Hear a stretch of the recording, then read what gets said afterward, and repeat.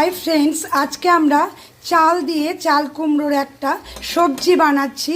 চাল কুমড়ো গরমের বাজারে দেখবেন খুবই পাওয়া যায় আর এই সময় খুব সুস্বাদু।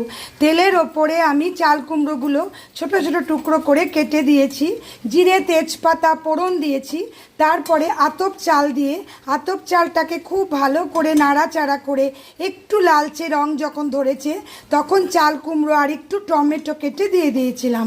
এবারে আমি আঁচ কমিয়ে নুন সামান্য হলুদ দিয়ে আর একটু লঙ্কা গুঁড়ো দিয়ে দেখুন পুরো চাল কুমড়োটা আমি সেদ্ধ করে নিয়েছি। চালটাও নরম হয়ে গেছে, চাল কুমড়োটাও আমাদের সেদ্ধ হয়ে গেছে। এবারে আমি একটু ঘি দিয়ে দিই।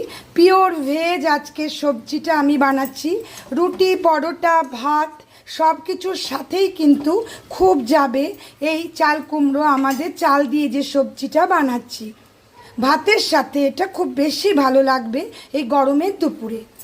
ওপর থেকে এবারে আমি একটু ধনেপাতা আর কাঁচা লঙ্কা দিয়ে দিচ্ছি। চাল কুমড়ো দেখবেন দেখতে লাউয়ের মতনই হয়, একটু আলাদা শেফ, কিন্তু টেস্ট খুব বেশি হয় চাল কুমড়োর এই সময়টাতেই। লাউ দিয়েও এভাবে বানাতে পারবেন, লকি এনেও বাজার থেকে এই রেসিপিতেই বানাতে পারবেন। প্রথমে পাতলা পাতলা করে কেটে নিয়ে জিরে তেজপাতা একটু চাল দিয়ে দেবেন, আতপ চাল, তারপরে লকিটা দিয়ে দিতে হবে আমাদের। কেমন আর এখানে একটু আমি চিনি দিয়েছি, যেহেতু পিওর ভেজ বেঙ্গলি স্টাইল রান্না সেজন্যই একটু চিনি আমাদের দিতে হবে। রেডি হয়ে গেল আমার চাল কুমড়োর সবজি। রেসিপিটা অবশ্যই একদিন ট্রাই করুন।